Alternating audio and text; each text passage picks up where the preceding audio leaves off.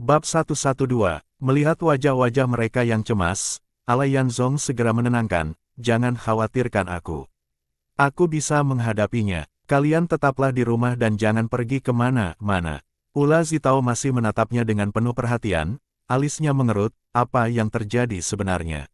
Mengapa para prajurit mencarimu? Benar, ada apa sebenarnya? Katakanlah, mungkin kita bisa mencari solusi bersama. Seru Andi Singer yang terlihat gelisah dan penuh kecemasan. Ania Xiaoer mengambil napas dalam, lalu menebak, kamu pasti membela seseorang dan tanpa sengaja menyinggung orang penting, bukan? Alayan Zong sedang mempertimbangkan bagaimana menjelaskan situasinya. Ula Zitao sudah mengetahui sebagian tentang kebingungannya terkait asal-usulnya, tetapi Ania Xiaoer tidak tahu apapun, apalagi Andik Singer dan Mo Sengqiu. Ia tidak ingin terlalu banyak bicara agar tidak menyeret mereka ke dalam masalah. Melihat Alayan Zong tampak ragu-ragu, Mo Sengqiu pun berkata, lebih baik kita makan dulu. Setelah itu, barulah kita bicarakan semuanya. Alayan Zong segera mengangguk dan menimpali, benar, kita makan dulu. Ia pun mengambil sumpitnya dan berkata, ayo makan. Kita makan bersama. Yang lain saling menatap sebelum akhirnya mulai makan bersama. Setelah selesai makan, sebenarnya Alayan Zong mulai menjelaskan secara singkat apa yang terjadi tadi pagi. Namun, ia sengaja tidak menyebutkan tentang penyusupannya ke istana pada malam sebelumnya. Ia hanya mengatakan bahwa ada seseorang yang memiliki wajah mirip dengannya yang sedang dicari oleh kerajaan. Beruntung, ia memakai janggut palsu sehingga berhasil menghindari kecurigaan. Mendengar hal itu, semua orang akhirnya menghela napas lega, namun, Ula Zitao yang lebih mengenal Alayan Zong tahu bahwa ia pasti menyembunyikan sesuatu. Meskipun demikian, ia memilih untuk tidak menanyakan lebih lanjut di hadapan semua orang. Sebagai gantinya, ia hanya bertanya dengan lembut, lalu, apa yang akan kamu lakukan sekarang? Alayan Zong tersenyum dan menjawab, aku akan tetap pergi ke toko obat untuk mengobati orang-orang yang sakit, sekaligus mencari nafkah. Lagi pula, kita tidak bisa terus-menerus makan gratis di rumah kakakmu. Mendengar ucapannya, Mo Sengqiu langsung menyela, apa yang kamu katakan, saudara Ala? Kalian adalah penyelamat bagi Andi Singer, yang berarti kalian juga penyelamatku. Memberikan makanan bukanlah masalah. Andi Singer yang baru saja menyeduh teh dan membawa beberapa cangkir ke meja ikut tersenyum dan berkata, jika kamu berkata seperti itu, kamu membuat kami merasa asing. Memberi makan kalian bukanlah beban. Alayan Zong mengambil cangkir teh dan menyesap sedikit, tetapi masih terlalu panas, sehingga ia meletakkannya kembali ke meja. Ia lalu berkata, beberapa hari pertama mungkin tak jadi masalah, tetapi jika kami tinggal lebih lama, tentu saja itu bukan solusi. Selain itu, aku memang ingin menjadi tabib keliling. Sekarang aku memiliki kesempatan, jadi mengapa tidak mencobanya? Mendengar kata-kata itu, Ania Xiaoer tertawa dan berkata, kalau begitu, aku yang paling tidak berguna di sini. Aku malah makan gratis. Semua orang pun tertawa bersama. Alayan Zong segera menjelaskan kepada Ania Xiaoer, bukankah lenganmu masih terluka? Lagi pula, kamu juga tidak hanya makan tanpa melakukan apa-apa. Bukankah kamu membantu memasak? Ania Xiaoer yang awalnya takut dianggap pemakan gratis langsung mengangguk cepat, benar. Memasak itu sudah seharusnya. Aku juga bisa membelah kayu. Katanya sambil mengayunkan tangan kanannya ke bawah, menirukan gerakan membelah kayu. Semua orang pun kembali tertawa. Setelah berbincang sejenak, Alayan Zong kembali mengingatkan mereka agar tidak sembarangan keluar rumah. Setelah berpamitan, ia pun berangkat menuju toko obat milik Nalan De Chelong, namun, belum sampai ke toko obat, dari kejauhan ia sudah melihat banyak orang mengantre untuk berobat. Lebih dari itu, ia juga melihat beberapa prajurit berjaga di depan pintu. Alayan Zong langsung merasa waspada. Ada apa lagi kali ini? Pikirnya dalam hati. Ketika ia mulai mendekati pintu toko obat, seseorang melihatnya dan langsung berteriak, orangnya ada di sini. Dalam sekejap, para prajurit yang berjaga segera berlarian menghampirinya dan mengepungnya. Tombak dan pedang teracung ke arahnya, tetapi mereka tetap menjaga jarak, seolah masih ragu untuk bertindak lebih jauh. Alayan Zong berhenti melangkah dan dengan cepat menyadari bahwa para prajurit ini masih orang yang sama dari pagi tadi, jadi, pemimpinnya pasti tetap telang, pikirnya. Orang ini memang sangat teliti dan tidak mudah melepaskanku begitu saja. Saat itu, seseorang melangkah keluar dari dalam toko obat. Begitu melihatnya, Hati Alayanzong langsung berdegup kencang. Celaka, kali ini penyamaranku bisa terbongkar. Orang itu mengenakan topi khas Tuan Tanah, mengenakan jubah panjang berwarna abu-abu, dan memiliki janggut yang tertata rapi. Bukan orang lain, melainkan Maiden Nanfu. Begitu melihat Alayanzong yang sedang dikepung, Maiden Nanfu tertawa terbahak-bahak, mengusap janggutnya sambil melangkah mendekat. Tuan Muda Ala, lama tidak berjumpa. Apakah kamu baik, baik saja? Katanya dengan nada menggoda, di belakangnya, Telang juga berjalan keluar bersama beberapa orang lainnya. Alayanzong mengenali beberapa dari mereka adalah para pengawal dari kediaman Meide. Alayanzong segera menyadari bahwa kehadiran Maiden Nanfu di sini sangat berbahaya bagi dirinya. Dengan mengenalnya secara langsung, penyamarannya dengan janggut palsu tak akan bisa menutupi identitasnya lagi. Namun, meskipun demikian, ia tetap tenang. Jika situasi menjadi berbahaya, ia hanya perlu berusaha kabur secepat mungkin. Namun, yang membuatnya bingung adalah kenapa orang dari kediaman Meide bisa muncul di toko obat ini. Ternyata, setelah berhasil mengawal persediaan makanan dan obat-obatan, Maiden Nanfu berpisah dengan kakaknya, Maiden Nanjun, yang tetap tinggal untuk mengurus pemakaman keluarga mereka, mengenai kematian kakak tertua mereka, Maiden Nancang, adik bungsu Maiden Nankiang, serta keponakan mereka, Meide Sangwu. Awalnya kedua bersaudara itu mengira bahwa mereka saling membunuh akibat konflik internal. Namun, mereka tidak bisa menemukan alasan yang jelas di baliknya. Bagaimanapun, orang yang sudah mati tetap harus dikuburkan, dan pemakaman harus segera dilakukan. Namun, persediaan makanan militer juga tidak bisa tertunda. Oleh karena itu, mereka memutuskan untuk berpisah, satu mengurus pemakaman, satu mengawal logistik ke ibu kota. Dalam perjalanan, Maiden Nanfu mendapat kabar mengejutkan. Seseorang memberitahunya tentang insiden kebakaran yang terjadi malam itu, ketika Maiden Nankiang mengirim orang-orangnya untuk membakar rumah tempat Alayanzong berada. Menurut kabar itu, seharusnya Alayanzong sudah mati terbakar, dan tubuhnya tertimbun di bawah reruntuhan rumah yang hancur. Begitu mendengar berita ini, Maiden Nanfu akhirnya memahami penyebab kebakaran besar di kota malam itu. Namun, ada satu hal yang tetap mengganjal dalam pikirannya, perintah Alayanzong yang memaksa kediaman Meide untuk membuka gudang dan membagikan makanan kepada rakyat miskin. Meski begitu, ia tidak menyimpan dendam yang cukup besar untuk benar-benar menginginkan nyawa Alayanzong. Kini, ia justru merasa penasaran, jika memang seharusnya Alayanzong sudah mati dalam kebakaran, bagaimana mungkin ia masih hidup dan berdiri di hadapannya sekarang.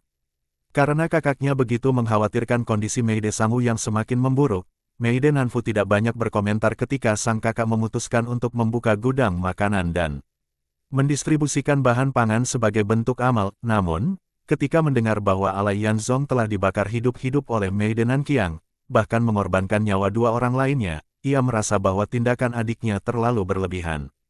Dalam hatinya, ia bahkan merasa sedikit simpati dan menyesal atas apa yang terjadi pada Alayanzong, tetapi, ketika ia mengingat kembali bahwa Alayanzong bukan hanya seorang tabib hebat, tetapi juga seorang pendekar yang tangguh, ia mulai ragu. Bagaimana mungkin seseorang seperti itu bisa mati begitu saja dalam kobaran api?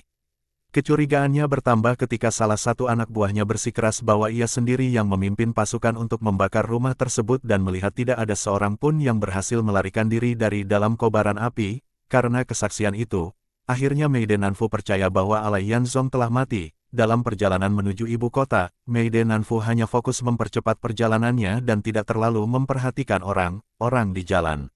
Namun, tiba-tiba seorang anak buahnya bergegas mendekatinya dengan kuda dan melapor bahwa ia baru saja melihat Alayanzong bersama dua orang lainnya di belakang mereka. Awalnya, Maiden Nanfu tidak percaya.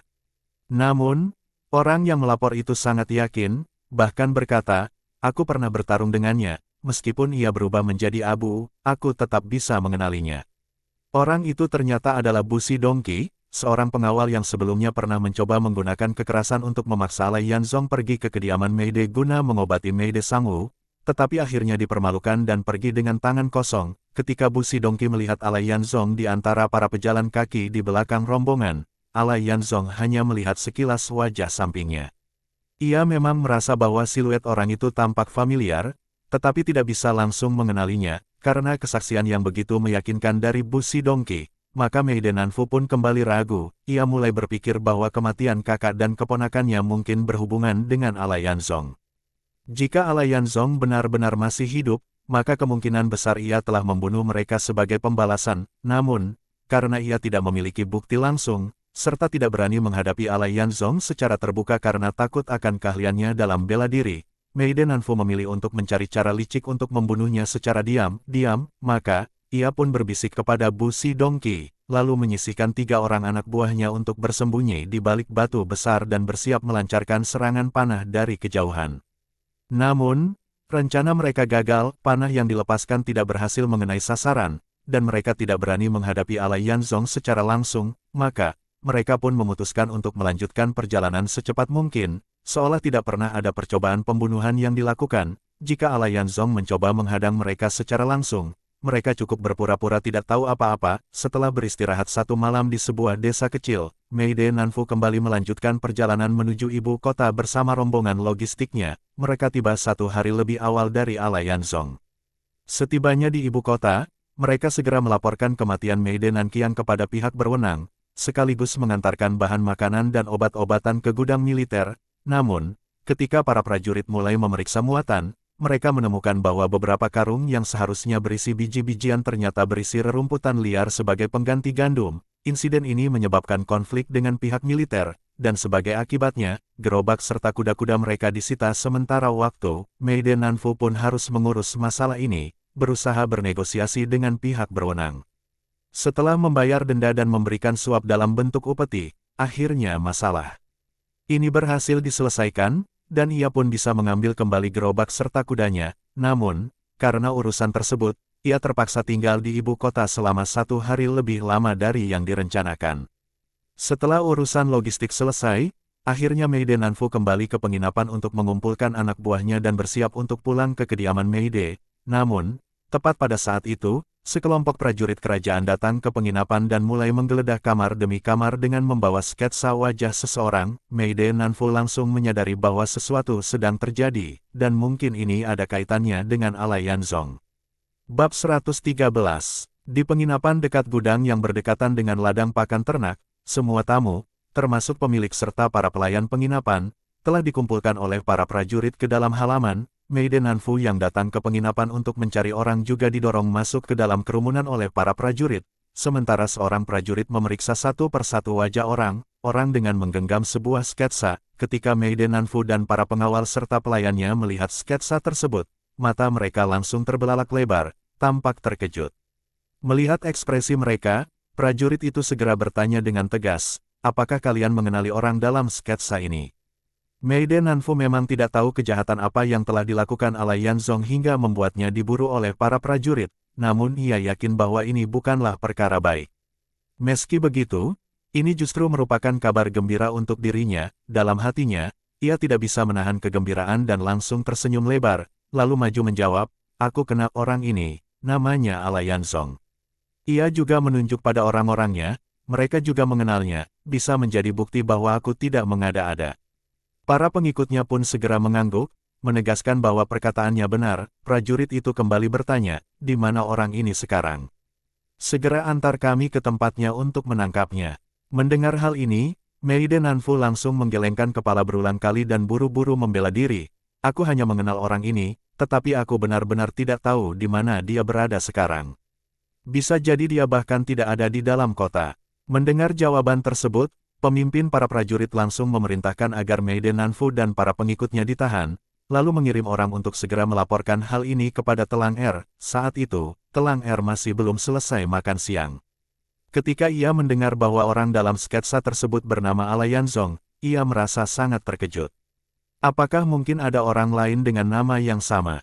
Kemudian, ia kembali mengingat bahwa saat melihat Alayan Zong di toko obat, wajahnya memang memiliki kemiripan dengan sketsa tersebut. Hanya saja usianya tampak berbeda. Ia pun berpikir lebih jauh, mungkinkah Alayan Zong telah mengubah penampilannya? Jika sampai seorang pembunuh berhasil lolos karena kelalaiannya, maka kesalahannya akan sangat besar. Selama ini, dia selalu percaya diri dengan kemampuan bela dirinya.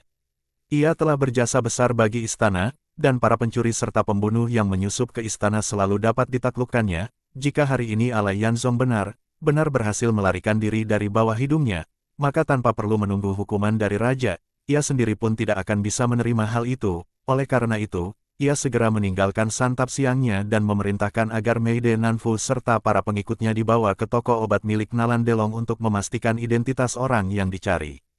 Sementara itu, ia sendiri pergi ke sana terlebih dahulu, namun, setibanya di toko obat, yang ia lihat hanyalah antrean panjang pasien yang menunggu untuk berobat di depan pintu, serta Nalan Delong yang baru saja selesai makan siang dan kembali duduk di meja konsultasi untuk mulai melayani pasien. Ia sama sekali tidak melihat Alai Yanzong. Dari penuturan Nalan Delong, Alai Yanzong berencana datang kembali pada sore hari. Oleh karena itu, Telang Er pun memutuskan untuk menunggu hingga ikan masuk ke dalam perangkap. Tak lama kemudian, Meide Nanfu dan para pengikutnya tiba di toko obat di bawah pengawalan sekelompok prajurit. Meskipun ia belum melihat Alai Yanzong secara langsung, ia tahu bahwa Alai Yanzong juga seorang tabib. Ia pernah memberikan pengobatan gratis kepada rakyat di toko obat milik Tuan Mosu di kota Meide Zhuangyuan. Kemungkinan besar, ia juga memberikan pengobatan gratis di toko obat Nalan Delong. Hal ini semakin meyakinkan Telang Er bahwa orang yang dicari oleh para prajurit memanglah Alai Yanzong. Ketika ia mendengar kepastian bahwa Alai Yanzong adalah orang dalam sketsa itu, Telang Er merasa malu. Ia sudah tertipu oleh penampilan Alai Yanzong dan merasa tidak berdaya karena keyakinannya bahwa ia pasti bisa mengenali seorang pembunuh dari teknik bela dirinya ternyata keliru. Ia merasa sangat malu pada dirinya sendiri, namun, ia juga merasa bersemangat karena sebentar lagi bisa menangkap penyusup istana itu. Ini merupakan pencapaian besar dalam tugasnya melindungi raja. Hadiah yang akan diterimanya pasti sangat besar, dan ia tidak bisa menahan rasa bangga akan hal itu. Ketika akhirnya ia melihat Alai Yanzong, wajahnya yang biasanya dingin dan tanpa ekspresi tiba-tiba menunjukkan sedikit senyum. Tuan Allah, tidak hanya seorang pendekar, tetapi juga seorang tabib. Kemampuanmu dalam mengubah wajah sungguh luar biasa. Aku yang sudah bertahun-tahun berkelana di dunia persilatan pun tidak bisa mengenalinya. Terlebih lagi, kamu sangat lihai dalam menyembunyikan gaya bertarungmu hingga aku pun tak bisa menyadarinya. Sungguh memalukan bagiku. Alai Yanzong tahu bahwa berdebat atau membuat alasan tidak akan membuat Telang Er melepaskannya. Memiliki janggut atau tidak bukan lagi hal yang penting. Namun, ia tidak akan pernah mengakui bahwa dirinya adalah penyusup istana, dikelilingi oleh para prajurit yang bersenjata, serta tatapan penuh kebencian dari Telang Er dan Meide Nanfu beserta orang-orangnya. Alai Yanzong tetap berdiri tegak tanpa sedikit pun menunjukkan rasa takut. Ia berkata lantang, Tuan Telang, aku pikir kamu sudah salah paham. Di dunia ini, tidak hanya ada satu atau dua orang yang memiliki nama yang sama dan wajah yang mirip. Bagaimana kamu bisa yakin bahwa akulah orang dalam sketsa itu? Telang Er yang biasanya berwajah dingin tiba-tiba tertawa, sesuatu yang jarang terjadi. Tuan Allah, berdebat denganku hanyalah sia-sia belaka. Jika kamu ingin membuktikan apakah kamu benar penyusup istana atau bukan, cukup ikut denganku menghadap raja. Semua akan segera terungkap. Bagaimana? Apakah kamu punya keberanian? Alai Yanzong tentu saja tidak akan terjebak oleh kata-katanya. Pergi ke istana. Bagaimana mungkin? Mengikuti mereka begitu saja. Tidak mungkin. Membawa senjata ke sana. Lebih mustahil lagi. Diikat dan dibawa ke sana seperti tahanan. Itu sama sekali tidak bisa diterima. Dibiarkan berada dalam kendali mereka. Itu bukanlah sesuatu yang akan dilakukan oleh Alai Yanzong. Meskipun dikelilingi oleh banyak prajurit, Alai Yanzong sama sekali tidak gentar. Bahkan para pengawal dari Meide Zhuangyuan pun tidak bisa menghentikannya. Satu-satunya yang ia waspadai hanyalah Telang Er. Saat Alai Yanzong tengah memikirkan cara untuk melarikan diri, tiba-tiba Nalan Delong keluar dari dalam toko obat dan berseru lantang, Tuan Telang, Tuan Allah adalah tabib yang membantuku di klinik ini. Jika kamu membawanya pergi, kamu tidak hanya mengganggu bisnisku, tetapi juga mengecewakan rakyat yang sedang menderita. Jangan sampai aku memberitahukan ayahku agar melaporkanmu ke istana. Mendengar Nalan Delong membela dirinya, Alai Yanzong merasakan kehangatan di hatinya. Si rakus ini ternyata berani menantang pejabat istana demi melindungi seorang buronan.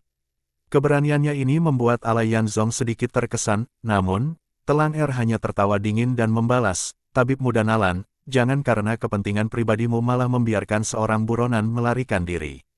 Jangan coba menggunakan nama ayahmu untuk mengancamku. Jika gara ucapanmu aku membiarkan seorang penjahat lolos, maka baik kamu maupun ayahmu tidak akan bisa lepas dari tanggung jawab. Sebaiknya jangan ikut campur, atau kamu sendiri yang akan masuk penjara. Sebenarnya Nalan Delong hanya ingin mencoba menghalangi sebentar. Namun, setelah melihat Telang Er sama sekali tidak memberinya muka, ia pun terpaksa terdiam. Ala Yanzong kembali bersuara lantang, "Atas kebaikan Tuan Nalan, aku ucapkan terima kasih. Sayangnya, aku tidak bisa membantumu mengobati rakyat lagi. Jika ada kesempatan bertemu lagi, semoga kita bisa bekerja sama kembali. Sekarang, aku pergi." Begitu selesai bicara, ia langsung berbalik dan berlari. Beberapa prajurit yang mengepungnya tentu tidak tinggal diam. Salah satu prajurit segera menusukkan tombaknya ke arah Ala Yanzong. Namun, dengan gerakan cepat, Ala Yanzong merebut tombak itu, laju memutarnya dengan kuat. Beberapa prajurit yang berada di dekatnya langsung terjatuh akibat hantaman senjatanya. Setelah menciptakan celah dalam kepungan, Ala Yanzong segera berlari menyusuri jalanan kota. Para prajurit, termasuk pengawal dari Meide Zhuangyuan, serta Telang Er sendiri, segera mengejarnya dengan penuh semangat. Ala Yanzong tahu, ia harus menyingkirkan semua pengejarnya. Jika ia langsung kembali ke rumah Andi Singer, maka cepat atau lambat ia akan tertangkap, bahkan bisa mencelakai mereka juga. Ia terus berlari, berbelok ke kiri dan ke kanan, masuk ke dalam gang-gang sempit. Perlahan, ia mulai meninggalkan para prajurit di belakangnya. Pada awalnya, Meide Nanfu dan Bu Sidong masih memimpin para pengawal Zhuangyuan dalam pengejaran. Namun, begitu mereka melihat bahwa para prajurit sudah tertinggal jauh, semangat mereka pun mengendur. Mereka memperlambat langkah mereka, hingga akhirnya kehilangan jejak Ala Yanzong. Kini, satu-satunya yang masih mengejar adalah Telang Er. Jarak antara mereka sekitar 3 hingga 40 meter. Melihat situasi ini, Ala Yanzong segera melompat ke atap rumah di sekitarnya. Ia berlari di sepanjang puncak atap dengan gesit. Namun, ketika ia menoleh ke belakang, ia melihat Telang Er juga telah melompat ke atas dan mengejarnya. Ala Yanzong terus melompat dan berlari dari satu atap ke atap lainnya.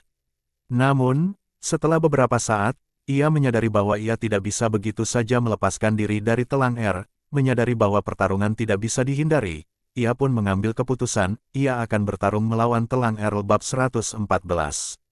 Di depan sana, terdapat sebuah halaman luas yang ditumbuhi rumput liar. Barang tua berserakan di berbagai sudut, menunjukkan bahwa tempat ini sudah lama tidak dihuni. Ala Yanzong melompat turun dari atap ke dalam halaman itu, mencabut pedang pendeknya, lalu berdiri dengan tenang di tengah halaman. Tak lama kemudian, Telang Er tiba. Melihat Ala Yanzong yang tidak lagi melarikan diri, wajah dinginnya kembali menunjukkan senyuman. "Tuan Ala, kamu cukup bijaksana. Secepat apapun kamu berlari, pada akhirnya kamu tetap akan berhenti, dan aku pasti akan menangkapmu. Lebih baik menyerahlah dan ikut denganku ke istana." Sambil berbicara, Telang Er melompat turun dari atap dan mendarat sekitar 10 meter di hadapan Ala Yanzong. Ala Yanzong tersenyum ringan. "Kalau aku tidak mau, maka kamu akan menjadi arwah di bawah pedangku." Begitu ucapannya selesai, Telang Er langsung mencabut pedangnya dan mengarahkannya ke Ala Yanzong. Ala Yanzong mengangkat pedang pendeknya secara horizontal dan berkata dengan tenang, "Kalau begitu, kamu harus bisa mengalahkan pedang pendek ini lebih dulu." Melihat Ala Yanzong tetap bersikeras melawan, Telang Er berteriak lantang, "Serahkan nyawamu." Dan langsung menerjang dengan tusukan pedangnya. Ala Yanzong mengangkat pedangnya untuk menangkis. Pertarungan pun dimulai. Pedang panjang Telang Er menyerang deras bak gelombang yang tak hentinya menerjang, sedangkan pedang pendek Ala Yanzong menari dengan lincah, seperti bunga teratai yang terus berputar di udara. Serangan dan tangkisan mereka menciptakan suara berdentang yang tiada henti. Gerakan mereka bagaikan kilat yang menyambar dan guntur yang menggelegar. Dalam sekejap, suasana menjadi mencekam. Angin berputar liar, rumput kering beterbangan, ranting patah berjatuhan. Bayangan tubuh mereka berpadu dengan kilatan pedang, sulit dibedakan mana manusia dan mana senjata. Mereka bertarung dengan kecepatan luar biasa, seolah dunia di sekitar mereka berputar tanpa kendali. Setelah bertukar serangan lebih dari 100 jurus, Telang Er tiba-tiba berteriak keras dan menebaskan pedangnya ke bawah. Ala Yanzong segera mengangkat pedang pendeknya untuk menangkis. Terang, suara benturan logam menggema. Kedua pedang terlepas dari genggaman mereka dan terlempar jauh ke tanah. Keduanya sama-sama merasakan getaran hebat di tangan mereka. Telapak tangan mereka retak, sementara lengan mereka mati rasa. Namun, Telang Er tidak memberikan kesempatan untuk berhenti. Ia segera menghimpun tenaga dalam ke telapak kirinya dan mengarahkannya ke dada Alayanzong. Alayanzong tak punya waktu untuk menghindar. Ia pun mengangkat tangan kirinya untuk menyambut serangan itu. Pak, benturan keras terdengar, membuat keduanya terpental mundur lebih dari 10 langkah sebelum akhirnya berhasil menahan diri agar tidak jatuh. Dada Alayanzong terasa sesak, tenggorokannya berasa asin, tanda darah hampir menyembur keluar. Ia menggigit lidahnya, menekan rasa sakit, dan tetap berdiri. Pandangannya sempat menggelap, tubuhnya sedikit goyah, nyaris roboh, namun, kondisi Telang Er juga tidak jauh lebih baik. Lengan kirinya terasa nyeri, lengan kanannya mati rasa, dan seolah-olah organ dalamnya telah terguncang hebat. Ia merasa seperti perutnya diaduk, dan nyaris memuntahkan isi perutnya. Wajahnya yang biasanya dingin kini menjadi semakin pucat pasi. Ia memang tidak jatuh, tetapi ia berdiri dengan susah payah. Dalam hatinya, Telang Er merasa sangat kebingungan. Bagaimana mungkin penyusup istana yang menyerang tadi malam memiliki tenaga dalam sekuat ini? Dia hanya lincah dalam pedang dan ringan gerakannya. Jika dia memiliki tenaga dalam sehebat ini, mana mungkin aku bisa melukainya? Bahkan dalam pertarungan tadi pagi, kemampuan Alayanzong sudah di luar perkiraan Telang Er. Namun, dalam pertarungan kali ini, kekuatannya justru meningkat jauh lebih pesat. Mungkinkah selama ini dia hanya berpura-pura lemah? Namun, tidak peduli berapa banyak pertanyaan yang berkecamuk di benaknya, Telang Er tidak punya waktu untuk memikirkannya lebih lanjut. Yang terpenting saat ini adalah menyelamatkan nyawanya. Alayanzong sudah mengerahkan seluruh kekuatannya, dan sama seperti Telang Er, ia juga merasa organ dalamnya seperti terbakar.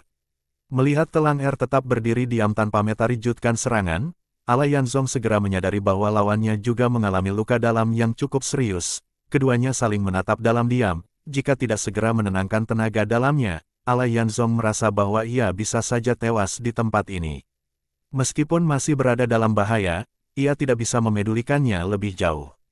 Ia pun duduk bersila, memusatkan energi dalamnya, dan mulai bermeditasi untuk menstabilkan kondisinya. Telang Er masih waspada, takut Alayanzong tiba-tiba menyerangnya. Namun, ia sendiri tidak mampu menahan rasa sakit lebih lama. Begitu melihat Alayanzong duduk untuk memulihkan diri, ia pun segera mengikuti, duduk bersila dan mulai memusatkan tenaga dalamnya untuk menyembuhkan luka-lukanya. Pemandangan di halaman yang terbengkalai itu tampak begitu aneh. Rumput-rumput liar telah tercerabut dari akarnya, seolah diterpa badai dahsyat. Di antara kekacauan itu, di sisi timur dan barat halaman, dua pria duduk bersila dengan mata terpejam. Tubuh mereka basah oleh keringat, uap panas mengepul dari tubuh mereka, menandakan besarnya tenaga dalam yang sedang mereka olah. Waktu terus berlalu. Matahari yang sebelumnya berada di tengah langit kini mulai bergeser ke barat. Warna putih teriknya perlahan berubah menjadi merah temaram. Udara yang panas perlahan mulai mendingin, namun, kedua pria itu tetap berada di tempatnya. Tidak ada yang bergerak sedikit pun. Seiring berjalannya waktu, tubuh Alayanzong mengalami perubahan besar. Setelah beberapa kali peredaran tenaga dalamnya menyelesaikan siklusnya, rasa sakit yang menusuk tubuhnya perlahan menghilang. Organ dalamnya yang terasa kacau sebelumnya kini sudah normal. Seluruh tubuhnya terasa semakin ringan dan nyaman, aliran tenaga dalamnya semakin lancar, hingga ia benar-benar tenggelam dalam kondisi meditasi yang mendalam. Dalam keadaan ini, ia bahkan telah melupakan keberadaan Telang Er yang juga sedang memulihkan diri di dekatnya. Sementara itu, Telang Er juga merasakan tubuhnya semakin membaik. Setelah setengah hari bermeditasi, tenaganya perlahan kembali. Namun, proses pemulihannya jauh lebih lambat dibandingkan Alayanzong. Ia tidak memiliki fokus dan ketenangan seperti lawannya. Berulang kali ia membuka matanya untuk melirik Alayanzong, takut kalau lawannya tiba-tiba menyerangnya. Ia tidak bisa membiarkan dirinya lengah, khawatir dengan keselamatannya sendiri. Ia mulai memikirkan cara untuk membunuh Alayanzong lebih dulu. Setelah merasa bahwa kekuatannya telah pulih sekitar 50%, ia tiba-tiba melompat bangkit. Dengan sekuat tenaga, ia menghimpun energi ke dalam kedua telapak tangannya dan menerjang ke arah wajah Alayanzong dengan serangan telapak yang dahsyat. Dalam pikirannya, serangan mendadak ini pasti akan membuat Alayanzong tidak sempat bereaksi, dan lawannya akan mati di tangannya. Namun, sesuatu yang sama sekali tidak diduga oleh Telang Er terjadi. Ketika serangannya hampir mencapai wajah Alayanzong, sosok yang tadi masih duduk bersih itu tiba-tiba melesat ke udara. Dengan gerakan yang sangat mustahil, Alayanzong menghindari serangan telapak tangan yang syarat dengan tenaga dalam. Boom! Dinding halaman di belakang Alayanzong roboh dengan suara gemuruh. Telang Er langsung tersentak kaget, ternyata Alayanzong sudah bersiap sebelumnya. Namun, Telang Er tidak punya waktu untuk berpikir lebih jauh. Ia segera menghantamkan kedua telapak tangannya ke udara, mengarahkan tenaga dalamnya ke tubuh Alayanzong yang masih melayang. Baginya, ini adalah kesempatan emas. Alayanzong tidak memiliki pijakan di udara, sehingga tak mungkin bisa menghindari serangan ini. Jika serangan ini mengenainya, ia akan kembali mengalami luka berat, atau bahkan tewas di tempat. Namun, sesuatu yang lebih mengejutkan terjadi. Di udara, Alayanzong justru memanfaatkan hembusan angin dari serangan Telang Er untuk berputar dengan cepat. Tubuhnya berputar seperti gasing di tengah udara, dengan sempurna mengalirkan tenaga serangan itu tanpa terkena dampaknya. Telang Er semakin terkejut. Bagaimana mungkin, setiap kali mereka bertarung, Alayanzong tampak semakin kuat. Kekuatan dan kelihayannya berkembang dengan kecepatan yang tidak masuk akal. Dalam sepersekian detik saat Telang Er masih terperangah, serangan telapak tangannya sudah kehilangan kekuatan. Sebelum ia sempat mengubah jurusnya, tiba-tiba dari pusaran tubuh Alayanzong di udara, 3 bilah pisau terbang meluncur tajam ke arahnya. Kilatan cahaya dingin sekejap menyambar, refleks Telang Er membuatnya mengangkat tangan untuk menangkis. Namun, begitu tangannya bergerak, keras. Darah segar muncrat di udara, tubuhnya langsung membeku. Ekspresi di wajahnya menunjukkan ketidakpercayaan yang mendalam, ketika ia melihat kedua tangannya. Masing-masing telah tertancap pisau terbang sepanjang 3 inci yang menembus telapak tangannya hingga ujung pisaunya muncul dari punggung tangannya. Lebih buruk lagi, pisau ketiga telah bersarang di tenggorokannya. Hanya gagangnya saja yang masih terlihat dari luar. Telang Er masih tidak percaya. Bagaimana bisa? Bagaimana mungkin Alayanzong bisa menembus pertahanan tenaga dalamnya dengan pisau terbang? Sesaat kemudian, tubuhnya limbung. Bruk! Telang Er ambruk ke tanah, tak bernyawa. Sampai detik terakhirnya, ia masih tidak memahami bagaimana Alayanzong bisa mengalahkannya begitu mudah. Ia tidak tahu bahwa Alayanzong telah sepenuhnya pulih selama pertarungan mereka, bahkan kekuatannya telah meningkat lebih jauh. Sedangkan dirinya, terlalu terburu-buru ingin menang, tanpa menyadari bahwa kekuatannya belum pulih sepenuhnya. Bagaimana mungkin ia bisa menang? Alayanzong mendekati tubuh Telang Er, mencabut kembali pisau terbangnya, lalu membersihkannya sebelum menyimpannya kembali. Kemudian, di dekat reruntuhan dinding halaman, ia melihat sebuah sumur tua yang kering. Tanpa ragu, ia menyeret tubuh Telang Er dan melemparkannya ke dalam sumur, bersama dengan pedang panjang miliknya. Setelah itu, ia mengangkat kakinya dan menendang sisa reruntuhan dinding hingga jatuh menutupi sumur, seolah memberikan Telang Er pemakaman terakhirnya. Namun, dengan ini, tubuhnya juga tersembunyi dengan sempurna. Tidak akan mudah bagi siapapun untuk menemukan mayatnya. Setelah memastikan semuanya, Alayanzong mengambil kembali pedang pendeknya, lalu memanfaatkan cahaya terakhir senja untuk melompati tembok halaman dan menghilang ke dalam bayangan malam yang semakin pekat.